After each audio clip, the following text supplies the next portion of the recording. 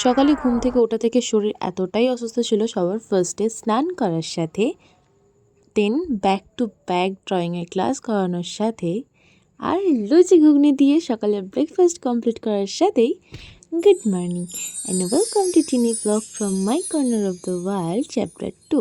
আজকে আমার ড্রয়িংয়ের স্টুডেন্টদের মধ্যে সবচেয়ে বড় স্টুডেন্ট শ্রেণী, যিনি আমার ড্রয়িংয়ের সমস্ত বই খাতাকে এদিক থেকে ওদিক করতে একটা সেকেন্ডও চিন্তা করছিলেন না।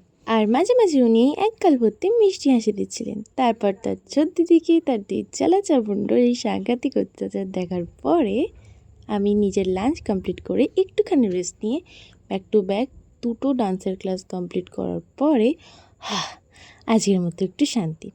আর সবচেয়ে এনার্জেটিক ব্যাপার কি জানো, বাড়ি ফিরে যখন দেখি আমার ঘরের লোকজনই আমার ব্লগ দেখছে, এটা আর একটু মজা আছে।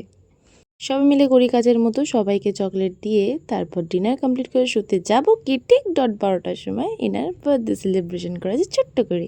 আর কি এই সুন্দর একটা দিনকে সুন্দর একটা ফুল মুনের সাথে ইতি টেনে গুড নাইটে।